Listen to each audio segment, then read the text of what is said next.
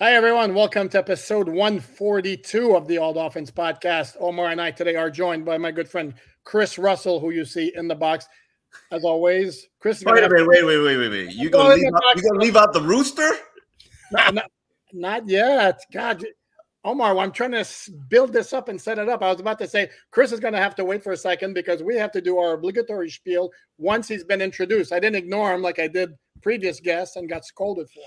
So very quickly, episode 142, excuse me, this is Behind Enemy Lines. So number 42, we did Paul Warfield, Hall of Famer, the first time around. This time we're going to do Lyle Blackwood, whose brother Glenn Blackwood also played safety for the Dolphins. Two safety brothers. They were part of the Killer Bees defense of the early 1980s that helped the Dolphins get to the Super Bowl in 1982 and kind of rode along for the Super Bowl appearance of 1984 because that one was more about Dan Marino and the passing game.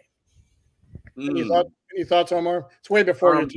I've never seen the Killer Bees play. Where would you stack them up in terms of defenses? Possibly the best defense the Dolphins had. Close to, it's that defense or the defense of the 1970s that helped the Dolphins win Super Bowls. The Killer Bees defense was outstanding. It was suffocating in your face, but tough to ignore the Super Bowl defenses of the 1970s. So with that having said, yes, now I'm going to go to Chris Russell. Yes, Rooster. I laugh every time I hear the word rooster. It's weird to call a grown man rooster. It is. You know what's also weird for a grown man to do? Cock-a-doodle-doo, boys. How are you? Very good. Very good. All right. Hold Rooster. on. Well, go ahead. This segment of Enemy Lines, we now have a sponsor for it. It's brought to you by U Brake Wheel Fix. U Brake Wheel Fix is your complete wheel repair and refinishing solutions located in North Miami. Over 25 years of experience repairing damaged wheels from cracks and bends all along, any type refinishing and repair. Customize your wheels with the colors and designs. They also do brakes. To make an appointment, you can call Mark at 305-748-0112, or you can check them out on Twitter or any place you handle social media at U Brake Wheel Fix. U Brake Wheel Fix. Okay. And we didn't bring along Chris just because he's a good guy or because of his cool nickname, Rooster. We brought him on because he knows his Washington Commanders football as talk show host for Team 980 and also 1067 The Fan. You've been doing this for a long time, Rooster, and sorry about that. Yeah, I apologize, too, for the absolute horror show that I've been stuck with for on a daily basis, 14 years. Hold on. Wait. I'm not going to let you disrespect the Jay Gruden era of the Washington. Hey, Jay's my guy, Omar. I mean, Jay comes on my radio show every Monday, right? And we shoot the crap about, I'm not sure if I'm allowed to curse or say crap, but I guess I just said it a couple times. Listen, he wasn't perfect. There were times where I had to criticize him, but Jay's my guy. We enjoy a good spicy cocktail at times together, and he's a good dude. And he was a good head coach, dealing with some very, very, very difficult circumstances here. But that was 5+ years out of 14 on a daily basis. And I was going to say, I've covered the Redskins or whatever this franchise is from afar on a national level way before that, working in national radio and whatnot. So I've been around this outfit for a long time. I've met some really, really, really good people. Jay's one of them. And your head coach, the Dolphins head coach, is another. I worked with Mike McDaniel for 4+ years, and Mike's one of my guys. I love Mike. And I always knew he was going to be a star. I didn't know how it was going to turn out, but I always knew he was going to be a star. I've been privy to a lot of really, really good football people, and then I've been privy to a lot of really, really bad people and football people. So it's been a wild ride. It's been a wild odyssey. Okay, let me jump in. Why did you know? What told you that Mike McDaniel is going to go places in football? Okay, so the first thing I remember now, he was part of that great Mike Shanahan staff, Kyle Shanahan, so on and so forth. So I see this little punk kid, right, and I'm like, the dude's a coach. Like, does he have hair on his chest? And we met, and I forget who introduced me to him or whatever, and I find out that he's from Yale, right? Or he went to Yale. So automatically, he's smart. And then you start talking to players like Leonard Hankerson, who, of course, is, part of the 49ers staff now, was a player then, was at the U, exactly.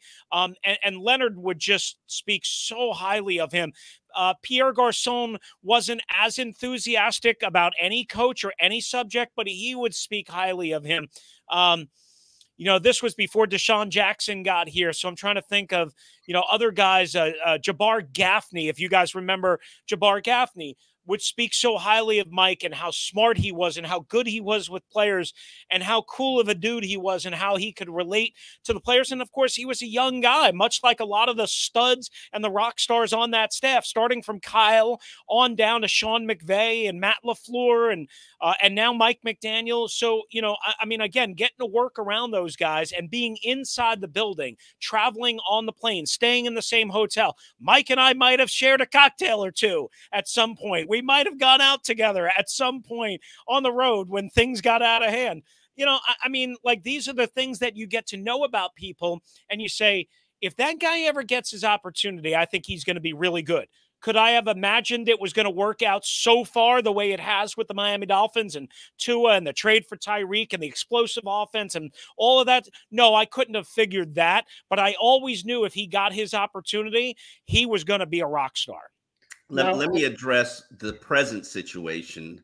Everybody's on a Ron Rivera watch. Obviously, when you fire your defensive coordinator or just one of your coordinators, it's days, if not weeks, before the next bloodletting. How does Ron Rivera potentially survive this? I mean, the only way, Omar, that I think he can survive this is by starting this Sunday, beating the Dolphins, as unlikely as that is, at home, even though, we can make an argument for any team, anywhere, any day, whatever. Any given Sunday. Exactly. And probably to sweep the remaining 5 games to finish with a 9-8 record. They're 4-8 coming in. They've lost 3 in a row. They've looked terrible doing it in many ways. There's no reason to think against the Dolphins, against the Rams after a bye on the road. Not that they're the greatest team in the world, but, I mean, they're well coached and they're tough.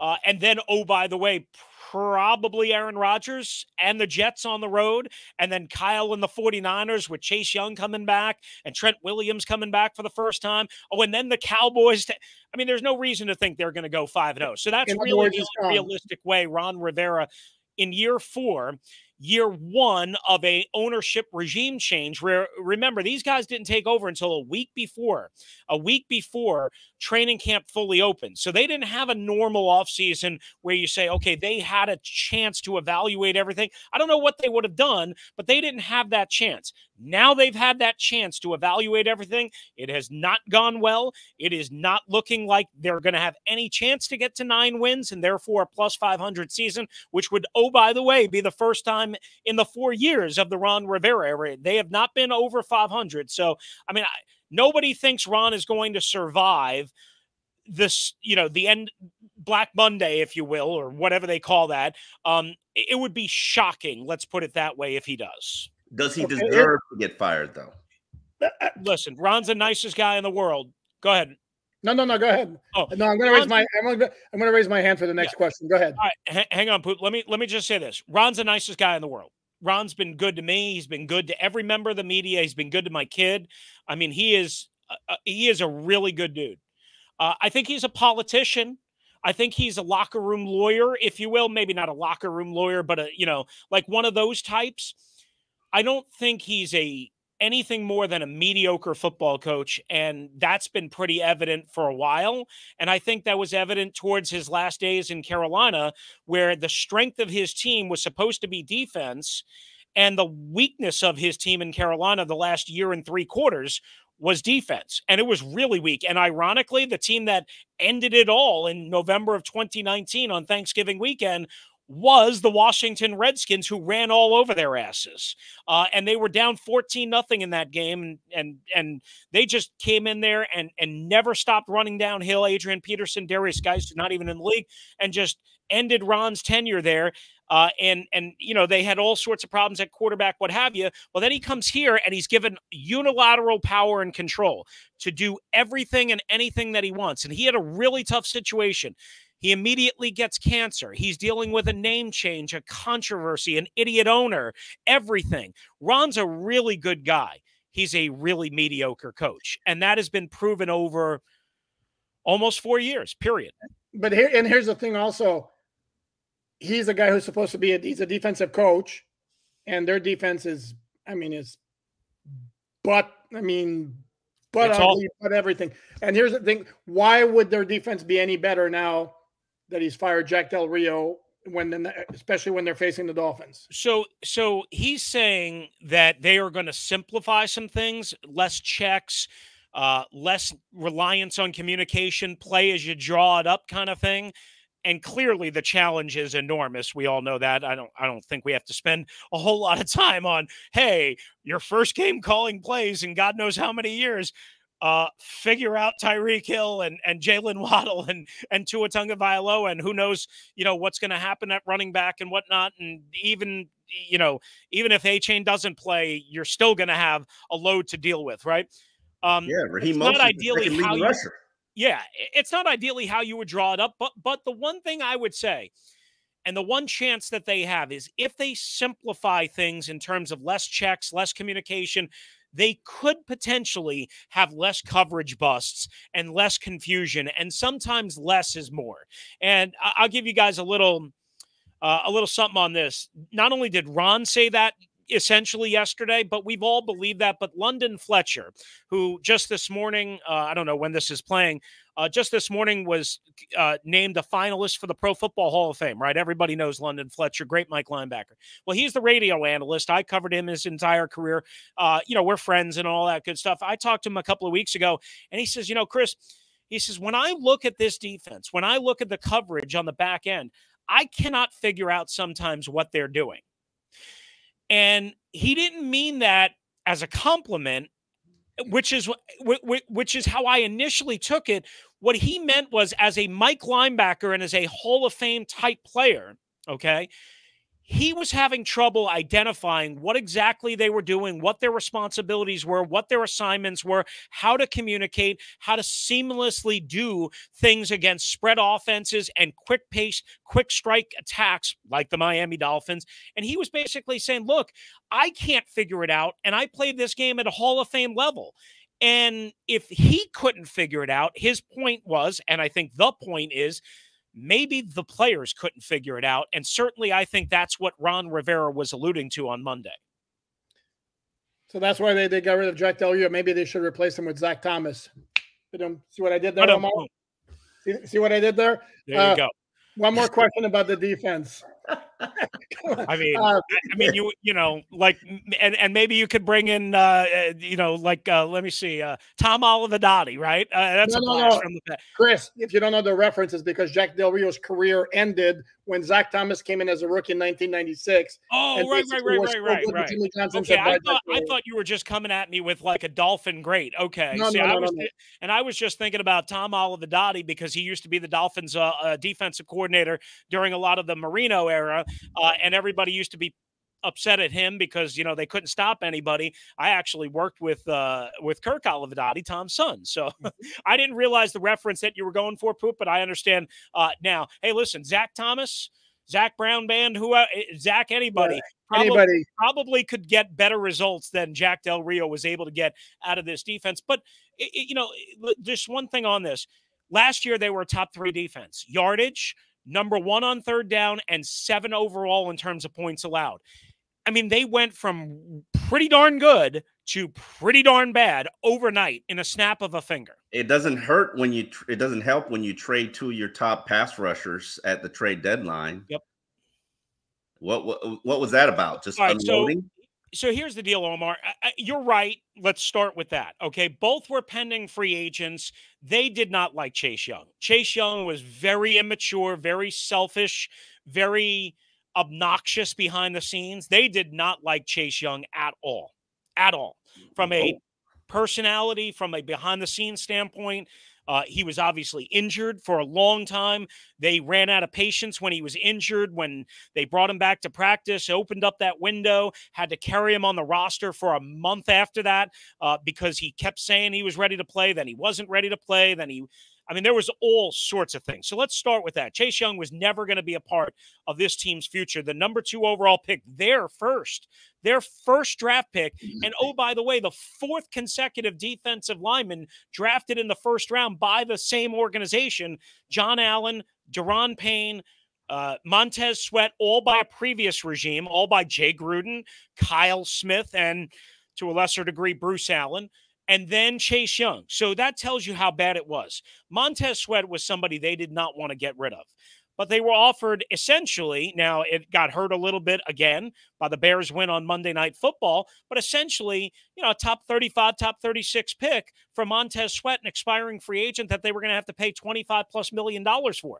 Montez, good player, nice player, really good player. I don't know if he's worth 25, 26 million. So far off to a good start with the Bears. So, so far, I guess he is, but whatever. They weren't willing to go that far, especially when they've already invested in Daron Payne and Jonathan Allen. So that's a long road to say, yes, those trades hurt them, but they were bad on defense before that, number one. And number two, guys, here's a key thing that, means something to us football people, probably not to a lot of fans. After those trades, they lost 2 key reserve rotational defensive ends, F.A. Obata and James Smith-Williams, who was a 7th-round pick in Ron's first year in 2020, who's done a nice job, right? Both of those guys have done a nice job. They lost both of them for the last couple of games. So now you're taking Chase Young, Montez Sweat, James Smith-Williams, and F.A. Obata, your top 4 out of your top 5 defensive ends away. That is the real problem. It's not just trading Chase and Montez. It's losing those 2 guys on top of that. And I know one's not going to be back, Obata, for the Dolphins game or this year. Not sure yet early in the week if James Smith-Williams is going to be able to come back. So maybe they'll get one back, but that has hurt them more than people realize and more than just trading away Young and Sweat. On the other side of the ball, Sam Howell's on track for an NFL record for sacks. Is he that oblivious in the pocket, or is the offensive line that bad, or combination of both? So it's gotten so here's the good news, bad news for the Dolphins and for Chubb and I guess your new pass rusher, Jason Pierre-Paul, assuming he's in uniform on Sunday at FedEx, which I would assume he would be, but maybe not. Sam's done a much better job the last 4 or 5 games in terms of cutting down the sacks. Now, to say it's like 3 sacks a game now, it's not like you can't get to him. It's not like you can't get pressure. You can get all sorts of pressure on him. He's done a much better job of getting rid of the football on time and in rhythm, flushing out, moving off platform, making strong, mostly accurate throws. He's not the most accurate guy in the world, but he's got a good quick release for the most part. When he sees it, he can rip it. He can make any throw on the football field, and he's got terrific mobility. The one thing that I would say is if the Dolphins can find a way to keep him in the pocket, which is easier said than done, then they're going to have more opportunities because this is not a good offensive line. Charles Leno is their best at left tackle. Sam Cosmi at right guard is 1A. Outside of that, it's very, very, very, very mediocre, if not poor. Left guard, center, right tackle. Those are all the areas that the Dolphins and Fangio's defense can attack and probably have success in this game. I think Sam is a long-term starter in this league. I don't know if he's going to get the opportunity here to be the long-term starter because if they have a top 5 pick, which right now they currently do, we'll see what happens over the next 5 games. I think they're going to be very, very, very tempted with a new regime to bring in a quarterback of their own choosing. So, And that breakdown is brought to you by You Break Wheel Fix, where you can get your complete wheel repair and refinishing solutions located in North Miami. Over 25 years of experience repairing wheels from cracks and bends to any type of refinishing job that you're looking for. Customize your wheels with colors and designs at You Break We'll Fix. You can contact them. Call Mark at 305-748-0112, or you can check them out on any social media platform at You Break We'll Fix. Let me ask you about Sam's propensity to throw the deep ball, and do they have the weaponry to keep score or keep pace with the Miami Dolphins? So I would say this, Omar. They throw a lot. They throw the most in the NFL, most pass attempts, all that stuff. I mean, yes, he's got the arm. He's got, again, the mobility to throw off platform, to reset his feet, getting out in space, getting away and flushing from coverage, resetting his feet, getting his body, his hips, his shoulders, all of that. He's got that ability. The problem has been so far this year for a team that throws the ball all over the place and doesn't, up until recently had an aversion to running the football for whatever reason. The problem is their receivers, and most notably Terry McLaurin, who has been great for them with really bad quarterbacks and really bad passing offenses in years past. Terry McLaurin doesn't, if you look at the next gen stats and if you look with your eyes, he's not getting a whole lot of clear separation. And he's really good at catching jump balls and contested balls. So maybe that's how they get one deep on the Dolphins this week. I don't know. We'll have to see. But that's an area of strength for Terry. But he has not gotten a lot of pure natural separation this year. And I can't imagine Jalen Ramsey, unless Jalen slips on a, wet surface or whatever, and something unexpected happens, that is going to be an opportunity Terry is going to earn on his own. Let's call it that. And Jahan Dotson has regressed. He had a couple of good games a couple of weeks ago and hasn't really done much since then in the last two, and did nothing for the first 7 or 8. Second-year receiver out of Penn State, mid-first rounder, had a good rookie year. He stayed healthy, but he hasn't been the same guy. A couple of drops, for whatever reason, can't get open, can't get separation, and the guys that have been able to hurt opposing offenses more this year are Brian Robinson out of the backfield, which nobody thought he could do coming out of Alabama, and they were wrong. Antonio Gibson from time to time, again, really their third down back. And Curtis Samuel has been, I don't want to say their number one weapon, but he's been their most reliable and, I guess, diverse weapon is what I would say. The other thing that to look out for, De'Ami Brown, former third-round pick out of North Carolina, who played with Sam at North Carolina, he has struggled in his first 2 years for consistency. But one thing he can do is catch the deep pass, and he can run. And if you get him on a deep post or on a fly route or something like that, and he gets behind somebody, they can make that connection. And Sam obviously has the arm and everything to make it happen. Is it a strength of theirs? No, it's not a strength of theirs. They don't have a strength. I mean, what are we talking about? I mean, that's a fair point. It's certainly not running the ball. I'll tell you that. They've gotten better in that area the last couple of weeks.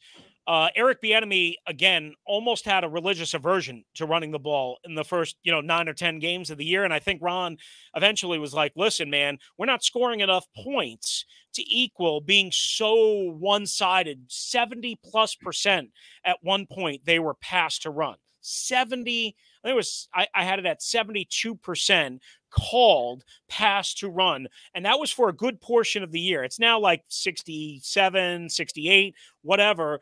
But they are a pass-heavy team.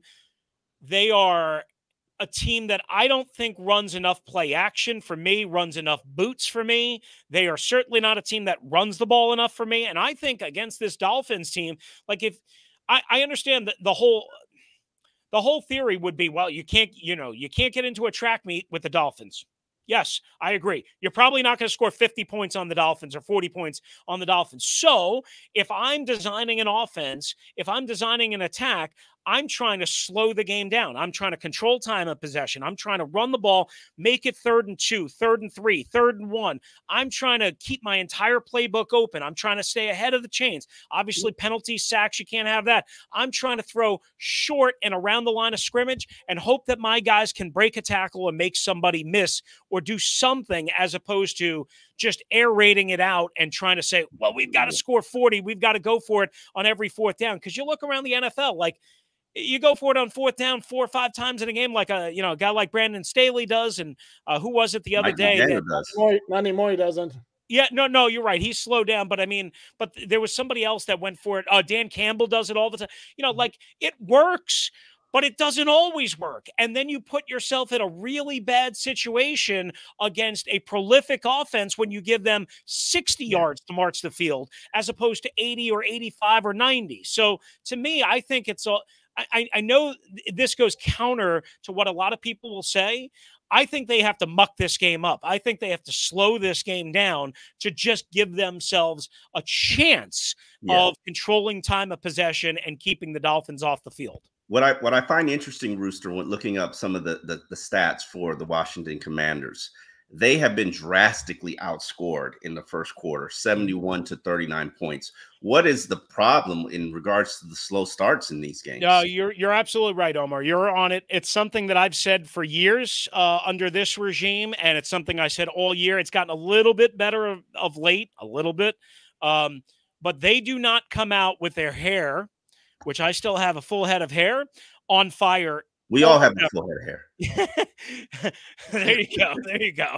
Hair club for men here. But you know what I'm saying? Like, they are not, and the numbers bear it, and my eyes tell me, obviously, they're not a team. I often say this: games start at 102, they come up, they start playing at 202 or 232. Like, they're a team that just, for whatever reason, sleepwalks through the first part of many games. Sometimes they come out fast to start the year against not to start the year, against Philadelphia in week 4. They came out fast and they scored 2 touchdowns on their opening drive on the road. That's about it, though. Well, actually, against Philadelphia at home a couple of weeks ago, they started fast as well. Against Philadelphia, they can do pretty much whatever they want. They just lose close games. Against everyone else, it's like they're sleepwalking through the first quarter and a half. It takes a while to get the oil running through the engine. Mm-hmm. So my last thing from my end here is put a percentage on the chances of Washington pulling off the upset on a scale of 1 to 100. 100, did you guarantee a Washington win? 0, they have 0 chance. I mean, I cover this team. I'm not a fan of this team, so I can be brutally honest. I do give them a small chance. So I'll say 7.5%. Okay. Maybe that's a little high, but I can't go much higher than that. I'm sorry. I mean, I know, again, the adage, any given Sunday, and sure, anything can happen, and maybe just firing Jack Del Rio will fix everything. And they fired their secondary coach as well, who was a Del Rio disciple. Maybe that'll change some things and they'll be much more competitive. I do think they will keep this game within earshot, within, distance. I don't think it'll be like what happened for the Dolphins against the Broncos in week 3. Well, and they're a playoff team now, so put some respect on the Broncos' name. Yeah. Exactly. Do you think not that day? We don't need any respect on that. Do you think that there's any possibility? Because I've seen this happen before, even though it didn't keep Brian Flores employed. But I've seen the team rally around dead man walking coaching situation. Do you think there's any possibility that they can rally and finish strong for Ron?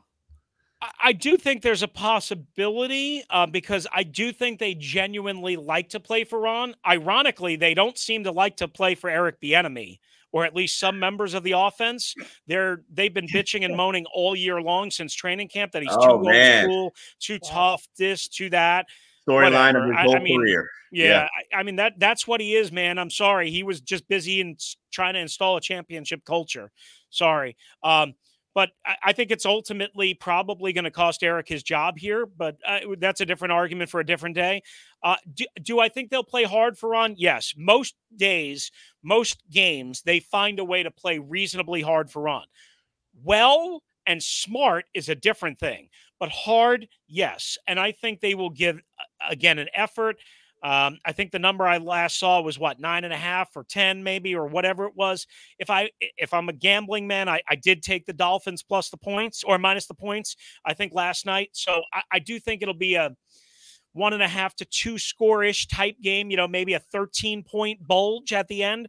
But I don't think it'll be blowout central. I think the Commanders will at least give a reasonable effort for a half, 2/3 of the game. Well, Rooster, we definitely appreciate your time. But Poop, tell everybody where they can find his work. I appreciate you guys. Yeah. Oh, sorry, Poop. You were supposed to go, right? No. Where can they find your work, Chris? Oh, where can they find me? Yeah, well, besides here with you guys on the Team 980 Monday through Friday, 1 to 4, and on the Odyssey app, which is free to download and you can get anywhere. So if you want some Commanders coverage and if you want a loud mouth idiot at times, that's me. 1 to 4 Monday through Friday on the Team 980 and the Odyssey app, and that's basically about it. I've reduced all of my extra jobs because I have enough to deal with dealing with this mess. Yeah. Well, definitely appreciate your time. Thank you for watching and participating in Behind Enemy Lines. Folks, we will see you tomorrow, where we'll give you an update on everybody's injury status, from Teron Armstead to Devon Achane. And will Chris Brooks return from IR? Stay tuned tomorrow.